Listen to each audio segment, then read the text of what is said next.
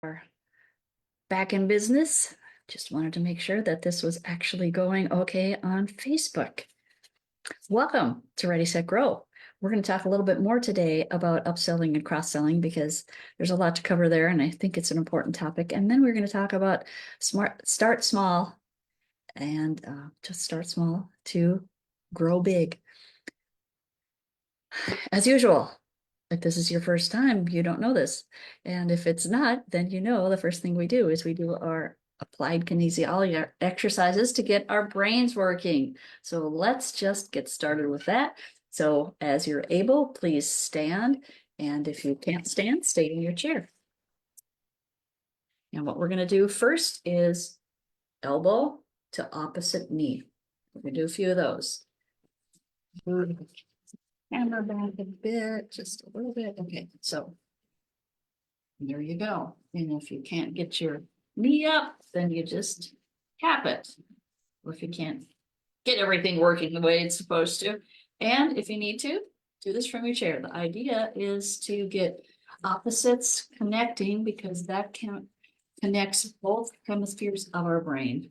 And that's what we want to be doing so that we have better ability to recall and access the information that we're talking about today. Next one is to put your hands together and then do a figure eight. That's pretty easy. And the last one we're going to do, back your hands together, link your fingers. I know this one seems a little bit hard. Then kind of push your hands forward and bring through. Okay, let go. Back your hands together, link the fingers. Push that forward and bring through. And one more. Back of the hands together, link your fingers, push, bring through. All right, we are good. And our brains are good and connected and ready to dive into our information this morning. And as I usually mention, that another way that you can do this if you choose, and this is great to do when you're sitting at your desk anytime and you just feel like, I just need a little reconnecting of my brain. Take a pen in your non-dominant hand and do a figure eight on a piece of paper. Do a few of those. And that will also connect both hemispheres of your brain. Thank you for being here today. It's great to see you. I am going to get back to our screen here. And I need to change this just a bit. All right. Well, like last time, we are going to finish up some work on upselling and cross-selling. And we did our kinesiology. Make sure you have your notes. I give you the 5-minute warning, so you have your paper and pen and coffee, water, whatever you need. Be sure you're ready to go. And like you can see, I have the little index cards here. I think those are really great if you're just trying to catch a couple of key thoughts or make some note of something that you're like, oh yeah, I want to remember that one. Put it on that index card, keep that handy. And if you're using mind map, again, here's the mind map example of the 7 dimensions of life.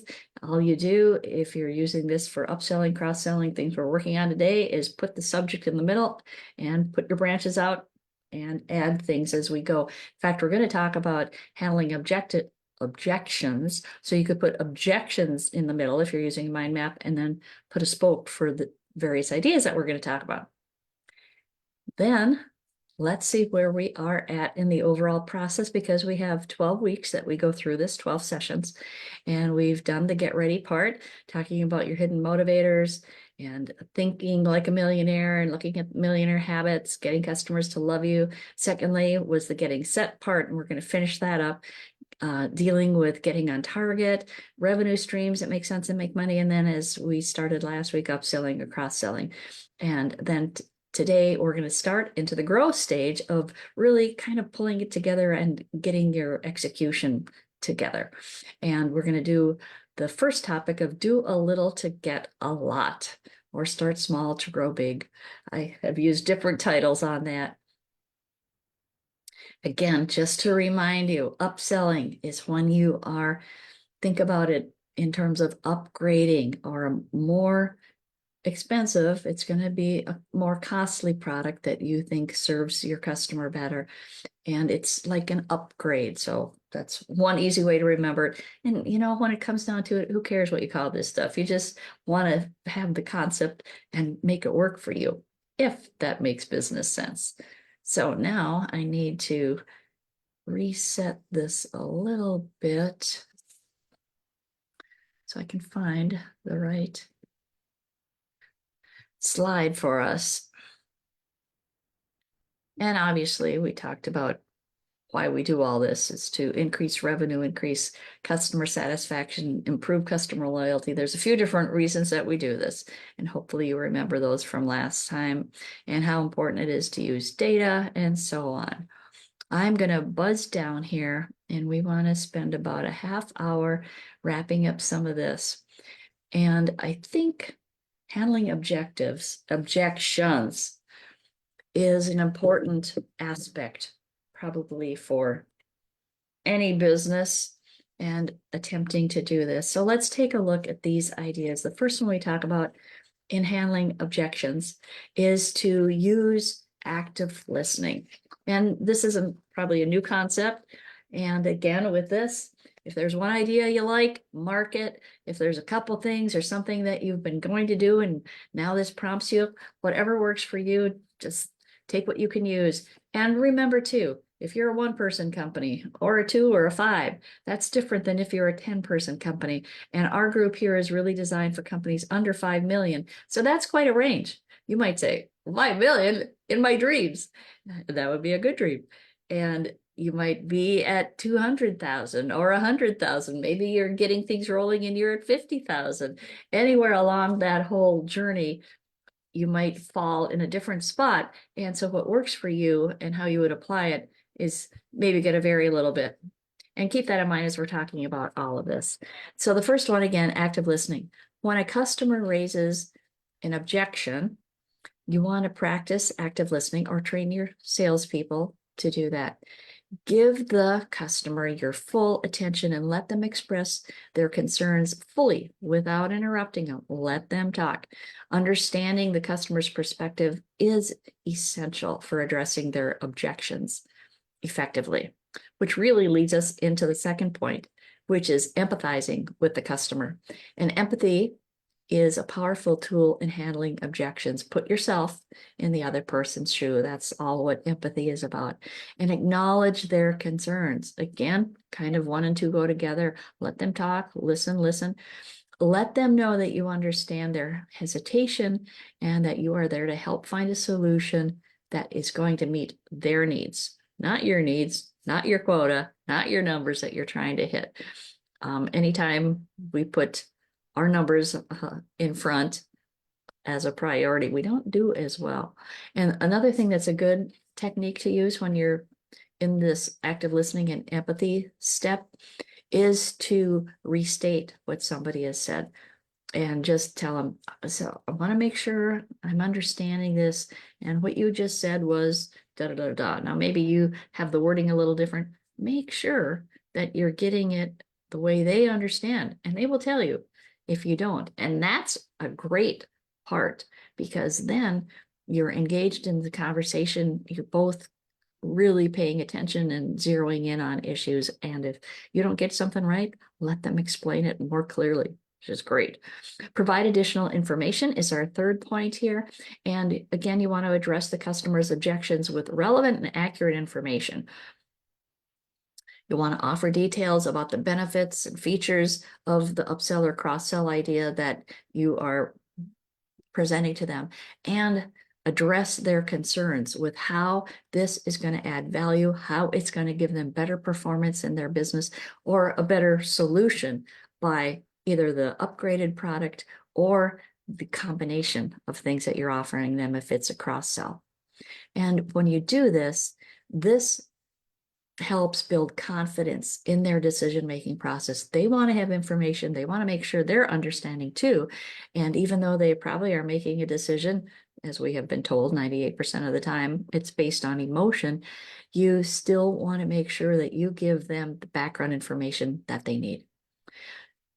Another option here, number 4, is to offer alternatives. If they're hesitant about a specific upsell or cross-sell offer that you're giving them, maybe you can give them an alternative, and that might better align with their preferences or maybe their budget. Maybe it's a cost thing. A lot of times price comes into it. However, if we're selling value and selling solutions and solving their pain problems, usually price is not the top issue. Might be thrown out there, but it's usually not the top. You've probably figured that out. Also then present those choices when you have them and offer them options. This empowers the customer and shows them that you are committed to finding the best solution for them. So it empowers them because they're feeling like, oh, all right, I've got some things I can consider. And you're talking to them, and your whole time is to find them the best solution for their situation and their problem. And then when they feel like, oh, okay, well, I've got some options, that indeed does empower them. 5th point is to use social proof. You want to get testimonials when you can and leverage them and use that social proof to counter any objections. You can show how customers from other businesses have benefited from the upsell or cross-sell that you're offering to this company.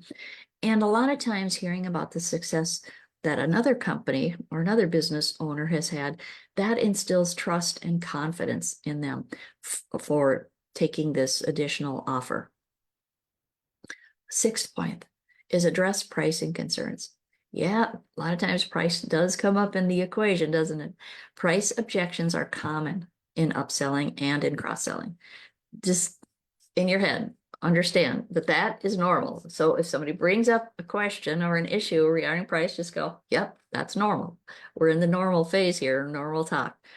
Anyway, let's take a look at this and clearly explain the value the customer will get from whatever it is that you are offering in the additional upgrade or additional products, combination of products, and emphasize how that outweighs the cost. So again, it's so important that you or any of your salespeople know the product and service inside out so that they can have these conversations that are meaningful and then get the best solution for the customer.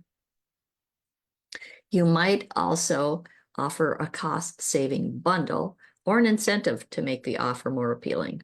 And again, do your math on this. You want to make sure it makes sense. You don't want to just give something away just to have another sale because you want to maintain decent margins. And a lot of times, I probably mentioned this in the upselling, a lot of times when you're doing an upsell, a lot of times you're selling a better margin product. So you probably come out better anyway. I mean, for your business. All right. Then 7th point is overcome perceived risks. And again, you might have some objections coming from the customer or the potential customer.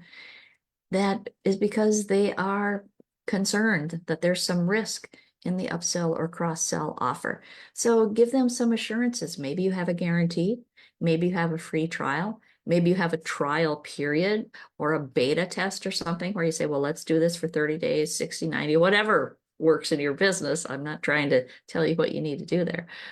So a free trial, a money back option, that's basically like a guarantee.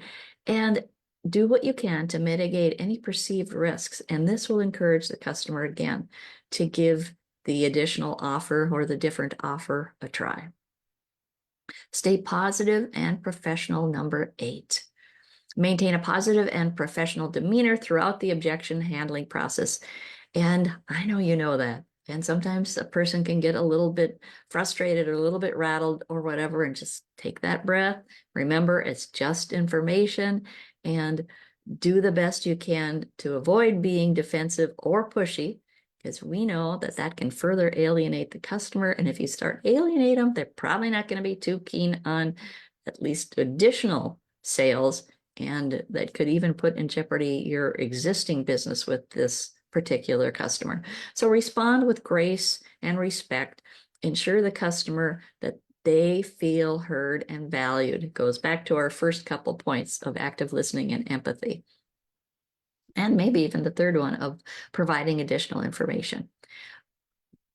Point number 9 is to follow up. If the customer is still hesitant after you've talked about what you think are the objections and been clear, tried to explain that, brought up value, show how this gives them a better solution, a more cost-effective one. If you've done everything and you feel like you were really tuned in and addressing their concerns, if they still are hesitant, then who knows? There's maybe some hidden reason. And I forget what we used to say. You have to keep asking the question 3 times, 5 times, something to really get to what the real issue is behind it. So as you're in that dialogue with the customer, keep in mind, you kind of keep asking the question, maybe in a different way.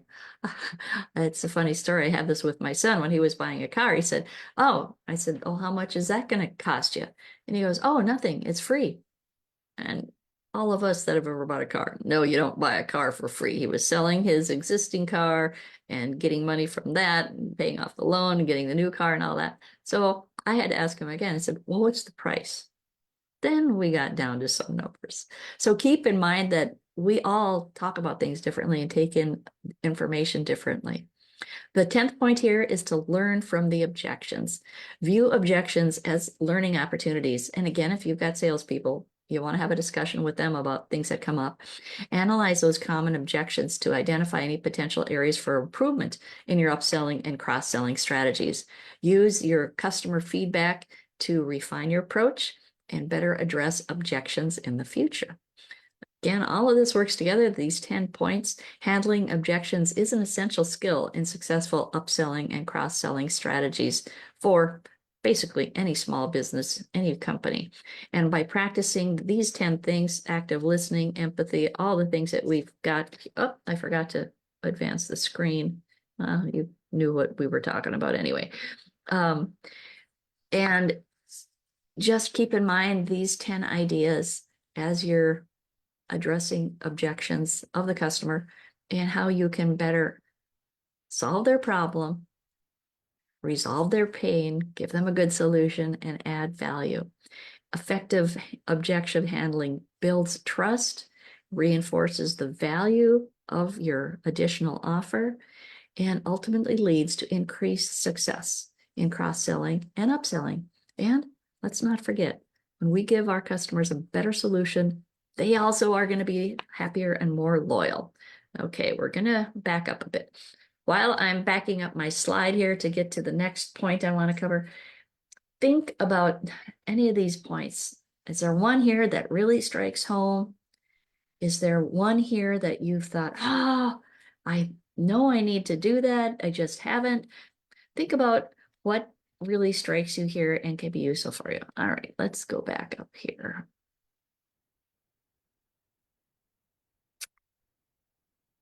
Let's talk first about setting measurable goals. Hold on a minute here.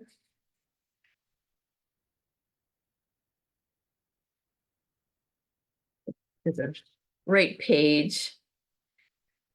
I'm going to go through these rather quickly. So the first thing when you are setting measurable goals is you want to make sure that the goals you're setting now in your company are going to align with your business objectives. So you're upselling, you're cross-selling, whatever you're doing, if it's a combination, just make sure that this contributes to your revenue growth and customer retention or market expansion, whatever your primary goals are. And I would guess at least one of them is revenue growth.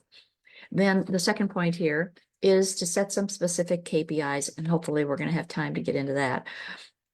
Identify your key performance indicators that will help measure the success of your upselling and cross-selling. And again, if you're small in a one-person company, 2, 3, 5, you can still do this. And if you just need to do it, manually do it. Probably would be pretty easy to set up a simple spreadsheet with some key things on it. Be realistic is our third point here. So set some realistic targets, and you might say, hey, we're going to do our upselling strategy for 90 days. To see how it goes, because you might not even know for sure what is a reasonable objective. However, what you can do as an objective is not necessarily put the dollar result that you want to get. It's okay to do that. You might say, I am going to talk to 5 customers and talk to them about upgrading the product or service that they're using. So maybe what you do is you measure are you doing the right activity? And then you'll learn more so that you can set some realistic dollar objectives. Set a time frame. This is what I just mentioned. And what did I think? Did we miss one thing here? Break down the goals. Yeah, number 4, break down the goals into actionable steps. And I think all of us know that from anything that we're doing. Just remember that you want to make those goals step by step by step. And once we have those steps in place, it's a whole lot easier and we're more likely to actually put the plan in place. So again, put that into whatever the steps are, make them as minute as you're comfortable with. 5th point then is establish, here we go, the time frames. And if you're going to do this as a test for 90 days or something else, but think about this, is it a short-term promotion? Is it a long-term initiative? Do you want to just say, hey, let's try this out for 90 days. And then if it works, I want to be consistently using upselling or consistently using cross-selling. Think about your timeline there. 6th is continuously monitor your progress. And again, you want to see how you're doing. So again, this is where KPIs come in. We're going to talk about that in a minute. Celebrate milestones and successes. And this is something that I think is really, really important. And I, for one, am not so hot at this. So you want to celebrate the achievement of milestones and successes in your upselling and cross-selling strategies, efforts, and recognize and reward the progress because that motivates your team. And if it's a team of me, that's okay too, because you need to acknowledge your own success. It's a team of 2, 5, whatever it is. Keep in mind that you want to give people that positive feedback and give them things that are motivating and reinforces the importance of these strategies. And when you're having success, of course, then it's great to share that because then you want to do it more. Okay. Point 8, learn from challenges and failures. Well, if something isn't working, learn from it. I like to look at things and instead of calling them failures, call them lessons to learn from. Or some, you might say, something didn't work out. What do we need to do different? So really take a look and analyze that and make some corrections. All right. Then we want to talk about getting feedback from your customers and your team. Obviously, continuously improve and innovate. So keep building and building on this process. Now, I want to do the KPIs. Just a second here. I think we'll go through these fairly quickly because I don't want to get moving on something. So the first KPI here is your conversion rate. And that's basically taking a look at how many efforts did you make? Let's say that you made 5 sales calls to upsell, just to keep numbers easy. Well, out of that 5, how many were you able to successfully close? That's all the conversion rate is. All right. How many did you talk to? How many deals did you get done? Average order value, AOV. Take a look at that. And you want to look at your average order value, and that includes everything. So whether it's cross-sell or whether it's not a cross-sell sale, but let's just use an easy number. So let's say that your average order rate is $100. Let's say with your cross-selling and upselling efforts, either or both, whatever you might be doing, that you raise it to 150. Well, if you do that, and I'm just using simple numbers, you can add zeros.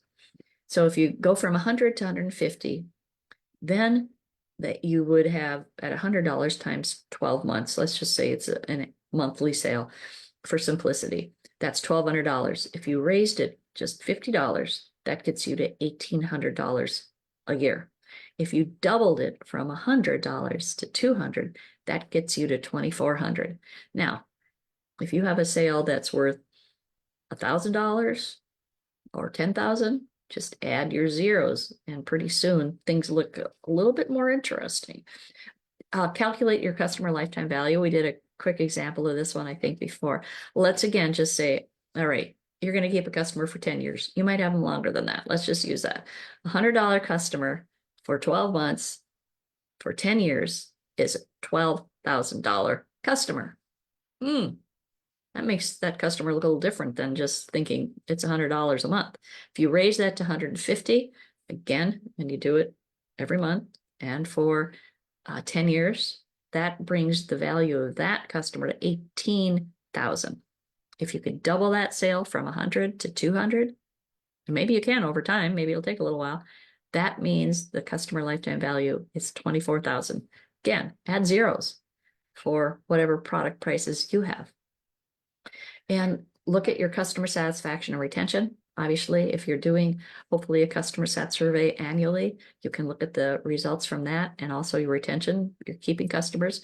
Return on investment, your ROI. So looking at how much time and money have you invested into upselling or cross-selling activities? Did you need to have some additional training? What was all involved? And then what was your return? What was the revenue generated from that? And conversion funnel analysis, funnel. Here's my graphic for you. And you start up here with maybe an email contact. Then maybe the next thing you do is you have a discovery call. And then maybe you have another email, another email. They're working down that funnel and getting more and more qualified. Well, as you're doing that, look and see, how do each of those steps work? Are those steps making sense? Are they producing the results that you want? All right, we whipped through that fairly quickly. I want you to take a look at anything that you saw there and jot down any ideas that you said, oh, yeah, got to remember, got to work on this. Take that index card, write it down. And I want to wrap up this section fairly quickly here. And we're going to talk about key takeaways, because upselling and cross-selling is almost an intuitive process, and you might be doing that already. And if not, you can put the structure to it and get more clarity and be more specific and on purpose. And if you have people that sell for you, with you, or customer service people can be a great asset at this. You can just improve the whole process. So let's talk about the key takeaways here. Let me find that slide.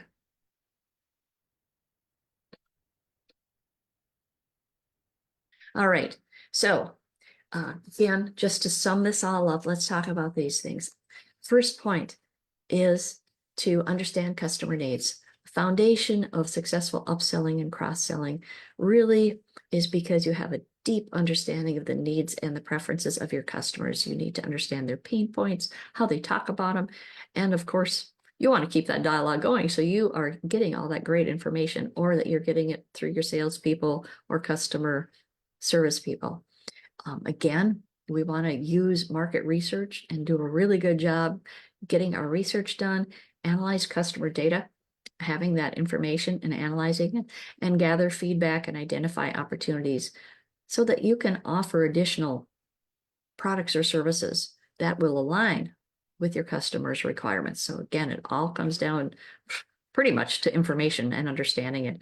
Personalize your approach. So remember, our second point here is to tailor your upsell and cross-sell recommendations based on the customer behavior, preferences, and past purchases. So each customer is going to be different.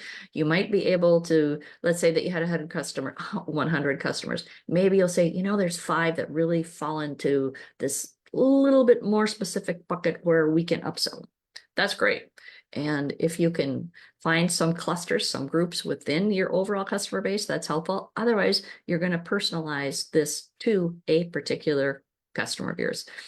And this personalization makes your offers more relevant and increases the likelihood that they're going to accept that offer and buy.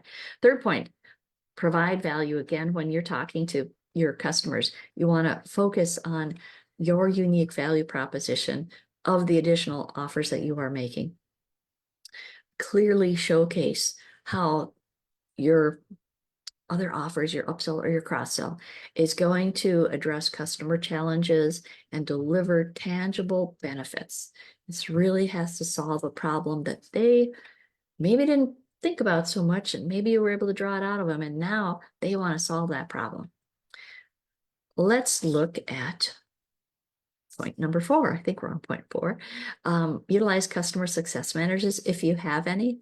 Otherwise, make yourself one. It's good to understand that concept. And basically, a customer success manager is somebody that spends enough time with the customer to really know and understand their problems, what they're struggling with, what's going on. Really is a great listener. Maybe that's the best way to describe it. And think about that, because then your support can lead to some positive recommendations and increased customer success for that customer. Number 5, is apply ethical practices. You want to maintain ethical practices throughout your upselling and cross-selling. And again, think that you will do and will understand. It's just worth repeating because sometimes you might have people working with you that aren't being as transparent and honest as they need.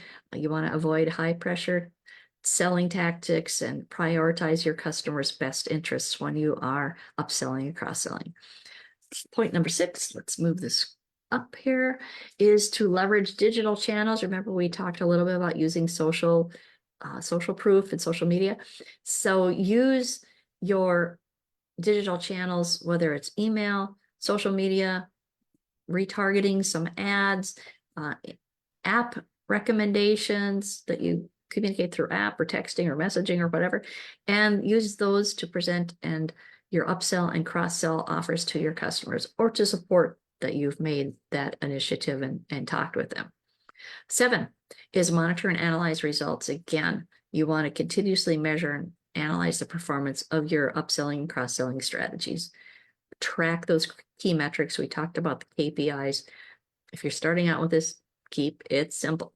Keep in mind, how many times did you talk to, or how many customers did you talk to in an upsell or a cross-sell situation, and did they buy? Offer incentives. Again, you can provide incentives and exclusive deals to motivate customers to accept an additional offer. And you could have a limited time promotion or discount, and that creates a sense of urgency and encourages quick action. And sometimes we do need to build in something to get them to move. And if we can do something to create that sense of urgency, that often is a good move. All right, number 9. Engage with customer advocates. So identify satisfied customers and have them turn into advocates for you. They basically will be a spokesperson, a salesperson for you of a sorts, because they are happy with the experience and the solutions that you give them. And they will then give you referrals and provide that social proof in a testimonial. Emphasize, our last point here is to emphasize customer success. Again, focus on what it takes to make your customer successful. Make that your primary objective. And that needs to be the objective of your upselling and your cross-selling efforts. When you can offer and contribute to their success, your ideas are more likely to be accepted. Again, let's just quickly recap. We have understanding customer needs, personalize the approach, provide value, utilize customer success managers. And if you don't have one, use that concept. Apply ethical practices. Our 6th point is leveraging digital channels. 7, monitor and analyze results. Remember, go back to those KPIs and at least get started with something that you can monitor. Provide incentives, engage with customer advocates, those people that are loyal, and focus on customer success. There we are. I'm going to skip the example. I think, we talked about these, so hopefully there was enough there that gives you some ideas that you can use. Again, if you've got your index card, where's my index cards? Take your index card. If there's something in particular that you want to remember, write it on that index card. It's kind of cool if you did an index card per session and you wrote down the things that you absolutely wanted to remember, absolutely wanted to do, and you had it on an index card. Isn't that slick? Isn't that simple? Obviously, I like index cards. So I'm gonna give you a minute here to jot down anything, mark anything, highlight anything, and I am going to talk about our next topic. So let me pull that up here.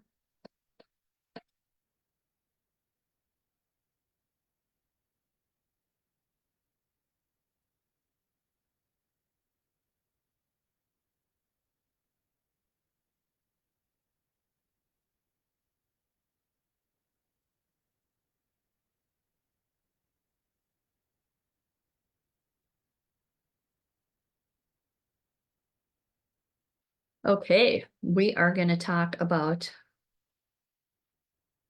doing a little to get a lot. First, I wanted to start with a story that I love, and there's a few stories here that I'll probably be sharing as examples, is Martha Berry. And she was born in the late 1800s and lived in Georgia. Well, they moved to Georgia when she was little. And she loved to ride horses with her dad. So Sunday afternoons after they'd been to church, she and her dad would go for a ride on their horses. And one day they came across a small group of kids that were right at the edge of the property. And she started talking to them and asked them, what are you doing? And do you go to church? Do you know these Bible stories? And of course, she knew a lot of Bible stories. So she started telling them Bible stories that very day. And she said, next time, bring some of your other brothers and sisters. And that kept going. Bring your friends, bring your friends. Pretty soon, she started a school, and she had the school in a kind of like a playhouse that her dad had built on their property. Because he had a couple of jobs. He, I believe, managed a plantation and also was in a store in the city. Anyway, they lived kind of in the country. Well, she kept doing this and doing this. And finally, her dad gave her some land. I can't remember now if it was 20 or 80 acres, but gave her some land across the road from their house. So she built a school building. She kept doing this and kept growing her school. And it was academic at this point. And she wanted to teach the kids that were lower income because they couldn't afford to go to school. They couldn't afford tutors, obviously. And most of her education came via having tutors. She also had a couple of her cousins that had lost their parents, lived with the family. So they were very family oriented. And she used to go with her dad on these rides to check in with the sharecroppers. Sometimes they would bring them food and be helpful. Anyway, to help support her growing school, she raised a garden, had vegetables, and she would sell the produce and get money that way to go buy more school supplies. And she would keep seeds and then be ready and start planting again. I love this story because I think it's really so compelling. She kept growing and growing the school. And at one point, she had an opportunity to meet Henry Ford. And she talked to him and explained what she was doing, told him about her school, and asked if he would make a donation. And he gave her a dime. Now, most of us would think that's quite insulting. I did some little calculations, and that today's dollars, that would be over $300. Still, if you're running a school, $300 probably buy you pencils. Anyway, she kept going and going and kept building the school. She built living quarters and kept growing and growing and growing this. And at one point, then she ran into Henry Ford again when she had much more established school. And then he gave her a better and larger donation. And what's truly remarkable about what Martha Berry did is she never married, she never had kids. She dedicated her whole life to this school and educating the poor children. It was in Georgia. And her school was called Berry College. It is still the largest contiguous campus in the world. And some of the things that they taught have been modeled all over the world. And I just, like I said, I love that story because she started and she had one idea and she stuck with it and it turned into something significant. I want to share with you 3 principles. There are more than 3, and we've got time to cover 3. That is focus, getting data, and continuous improvement. So the first thing when we are trying to accomplish something is to have that focus, and 3 things there. Excuse me, let me take a shot of my tea. Is having a clear vision, differentiating from the competition, and having good customer service. So a couple stories here, hopefully I'll have time, is to look at, for vision, Spanx, Sarah Blakely. She had a clear vision. She took $5,000 that she had in her whole savings account. And she said, she was from Texas. And she said, there's no undergarments that really work well for women when we wear white pants. So she decided she was going to come up with this, and she kept working on the idea and design, got things made and patented her best option. And then she went calling on retail stores and they all told her to get lost. Her last retail store was Neiman Marcus. And before that female buyer could tell her to hit the road that she wasn't interested, she said, you know what? I want to show you this product. So will you go with me to the ladies' room? Sarah Blakely puts on the Spanx, and most of us know what Spanx are. If you don't, I guess you could Google that. And she put on the Spanx right there, and the buyer said, "Wow, those really are great. They are different." She made an order right then. What's even more, maybe more interesting, is that Sarah also got on one of the shopping channels like QVC, and within 6 minutes, she sold 8,000 units, excuse me, of her product. She had a clear vision. She stuck with it and did not give up. Little quick story here on differentiation, Airbnb. Some of you may know the story. They started, three guys started this business because they lived in San Francisco where the rent was high. And they said, we need to come up with a way that we can afford to stay here and live in this apartment. So their first idea was, you'll get the name now, was renting an air mattress to somebody that was in town from or to attend a conference. Airbnb, different, totally disrupted the whole entire hotel rental industry. And you know now that they have grown and they've listened to customers, they've got feedback on the renters, they've got feedback on the people that own the properties, all that kind of stuff. So they've got good information and totally unique in the marketplace and set things on their ear. Customer service, a quick one here is to, again, just have the best customer service that you can. And there's a company named Zappos started by a guy who also said, you know what? I'm looking for a pair of shoes, and he went to the stores, probably a mall, and he couldn't find the shoes he wanted. So he said, I'm going to start a shoe company. And the rest, I guess, as they say, is history. And they have excellent customer service, and there's stories that are often told. And the one that I like to share is where a woman called and said, I can't use the shoes that I bought because my mother recently died, and there's just too much going on. I've got to handle the funeral and all of that. And they said, okay, send them back. The woman that talked to her even sent her a sympathy card, sent her a courier to pick up the shoes at no charge. And of course, the return had no charge. Zappos is known for stories like that. And those stories get you a lot of mileage. And they have a return policy. I think it still is 365 days. And I was going to tell you one other thing I love about Spanx is when Sarah Blakely sold the company, she sold it for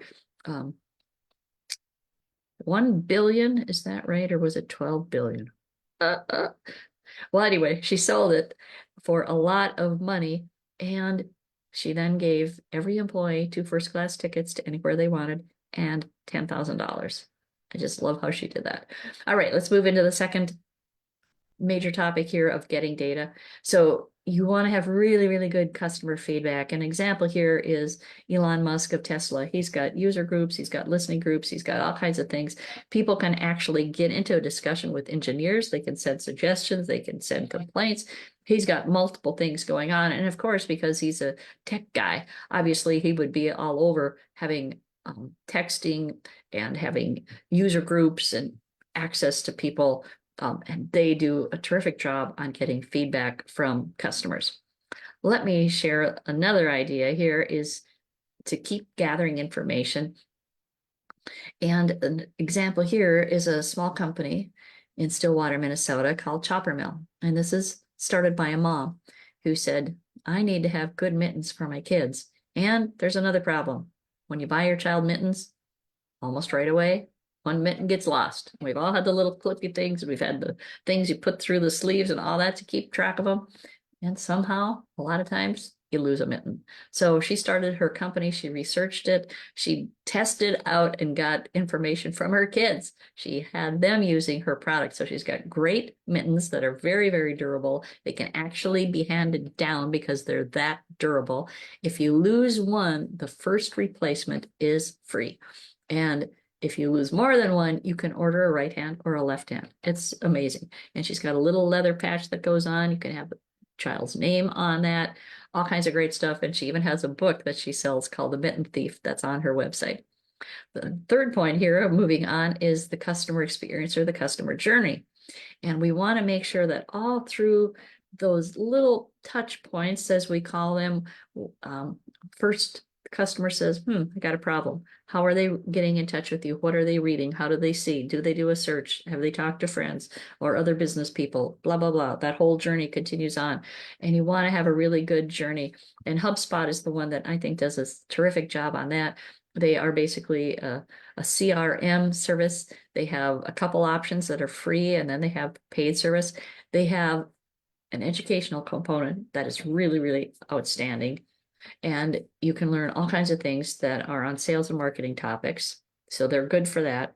They also have, and I think only for the paid ones, but they also have a really sound onboarding process where they're working with the customers to get them familiar with the product and using it and answer all their questions.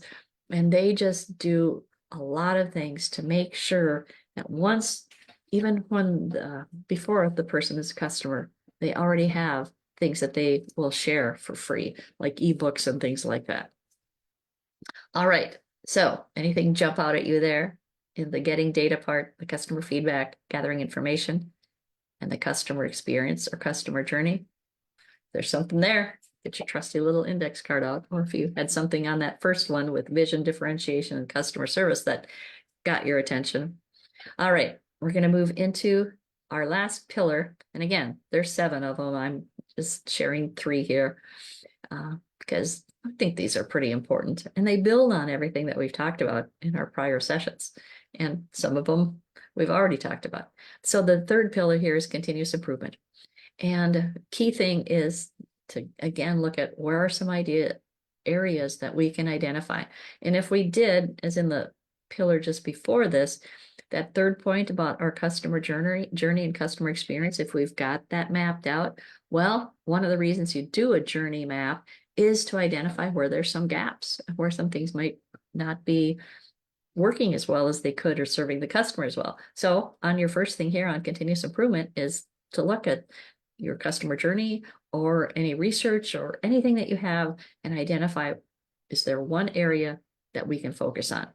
And a number of years ago, Continental Airlines was pretty close to out of business. They had the worst rating on on-time arrivals. They brought in a new team, a CEO, and I think he brought a couple more people with him. And he said, here's what we're going to do. As an organization, everybody is going to work on what they can do, what their suggestion is to be a better on-time airline. Everybody in the company, baggage handler, fueler, de-icer, ticket agent, everything, everybody. They had a few more things they were working on as well. They put a plan together. Anyway, they went from losing $600 million, and that was way back in 1994, but losing $600 million. The next year, they made money. Not a whole ton, 200 and some million. That was pretty good. And they went from being the worst on-time airline to being number 1 in 1 year. And that's because they identified an area to work on. And again, you can go back and you can say they have the focus, they have the vision, and they just went for that one idea, and it made a big difference. Also, you want to make a plan because, as we talked about in upselling and cross-selling, you want to have a plan, lay out the plan, get clear, break it into pieces, put that your specifics. I did a turnaround of a tool company a while back, and they were losing money, and the venture capital people said, hey, either we get this thing turned around or we're shutting her down. And they put in me to get the revenue and sales and all the customer stuff fixed. And they put in Cliff to be the CEO and make sure all the operations and everything else got done. And then, of course, we had our magician who worked on payables and convinced a lot of people to take less money than what they were owed. And the point here is that we laid out our plan. Cliff had the things he was working on. I had the things I was working on, and Myron had his things. And then those all worked together to basically turn it around. We had to fix the financial mess, and we had to get the customers back in the door and repair those relationships. So the 3rd point here is to track results. And again, remember, when we just talked about upselling and cross-selling, what were we doing? Talking about also tracking our results on anything that we're doing. Again, I say, if you want to do it on a piece of paper with a pen. Go for it. If you can set up a spreadsheet, go for it. If you've got a CRM, that'll probably help you. Maybe you can do something in your accounting software.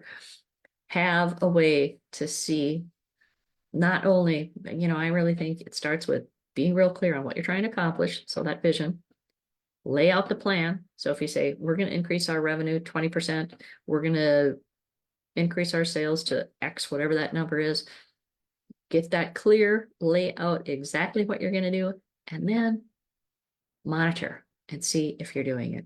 If it's not working, then you got to figure out, is it the plan or is there something in the execution, and get that plan back on track. And of course, the reason that we do all this is that we are looking to increase our revenue and grow our businesses. And hopefully we have a business that we can grow each quarter. I know there's some cyclical things that make that a little difficult. Overall, we just know that the better job we do on being focused and using data and continuously improving our business is going to result in revenue growth. We can use those tools like we talked about, upselling and cross-selling. Here's something I wanted to share with you. Take a look at this, or maybe you want to make a screenshot. This comes from basically the concept is probably not new, and I learned about it through a guy named Jeff Redmond of Redmond Law Firm and BIG. Anyway, if you look at this, there are 3 situations where we made a 1% change. So in the first one, just look at that, the first line, we are increasing sales by 1%. Okay, so if you have $1 million in sales and you increase it 1%, that's $10,000. And you go, well, $1 million, just increasing 10,000. That sounds pretty manageable. The other thing we did in this was we said, all right, let's cut our rent by 1% from 400,000 and cut it 1%, which is 4,000. And hey, this is the time to be cutting your rent, or if you haven't already. And how about, is there a way to decrease our energy usage? Maybe we turn off machinery at night, or our computers. Maybe we haven't been doing that. Anyway, what's fascinating is that they were able to take a 1% change, or in this example, we took a 1% change in 3 areas, and that resulted in a 19% increase to the bottom line.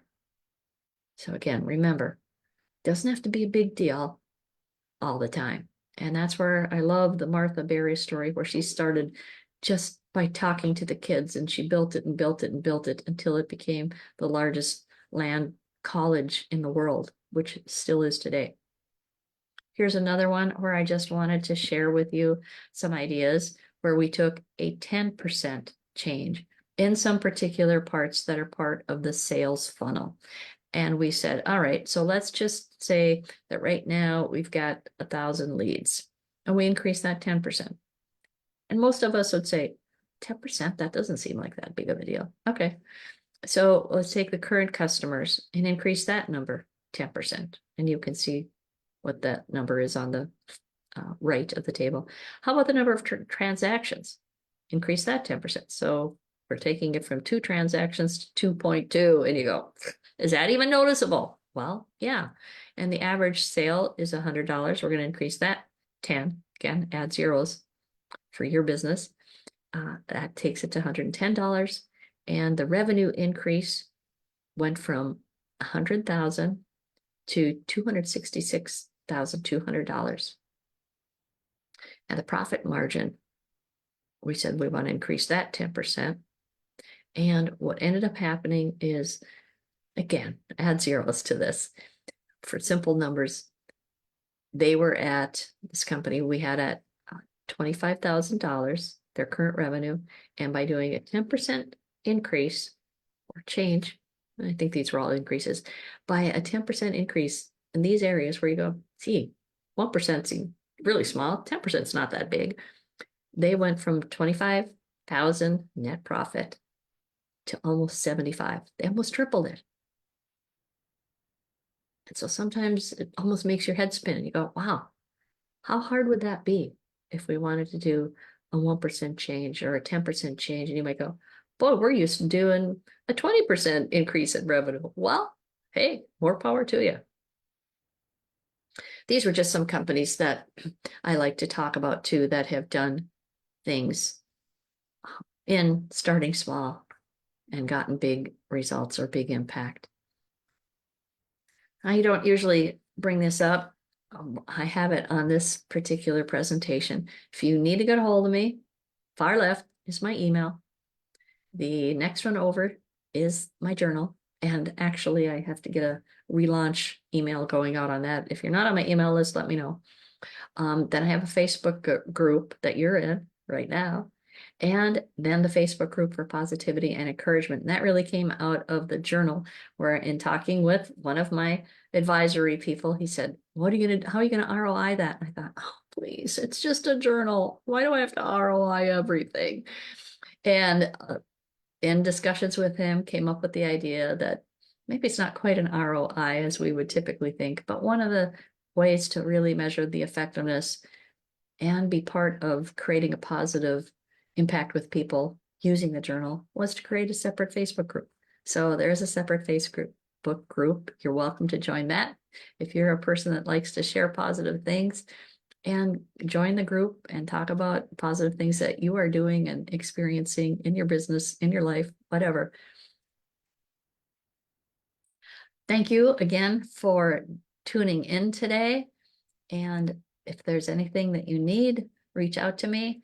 And hopefully, when we've talked about these various topics today, these 3 principles, is there something that grabs you that you've been thinking about doing, or a new idea that really struck a chord? Write that on your index card. We wrapped up our upselling and cross-selling. If there's anything there that struck a chord, again, write that down before you forget. And I have to do this myself. Sometimes I get busy. As soon as I'm done listening to somebody talk, I'm on to the next thing, and I need to remember too. And I do put stars and arrows in my notes. That's usually my method, is star it, put a big arrow. And keep in mind that you want to use what you can. So over the next few days till we meet again, I would encourage you to go back to, I'm trying to get this thing, to go back and look at, hopefully this is showing up, to look at a mind map if you've used it. Take a look at any other notes, prior work that you've done as we've spent time together and you're looking at growing your business. Look at any upselling and cross-selling opportunities, look at the metrics, make a plan. If there's something that grabbed you in our do a little to make a lot, put that down and then go execute. I encourage you to take 5 minutes a day. Just look at your notes. If you can go up to 15, imagine what you would do. You would change the world. So take a look at what we've covered, identify those things that you can work on. And if you have suggestions, comments, questions, go to our Facebook group and add that in. And check also in the guides, or the files section, I think it's called, because there's usually some information that I add that might be a checklist. We had that from last week. And see if there's a tool or something that will help you on your journey. Thanks much, and I look forward to seeing you next time, next Monday. Bye for now.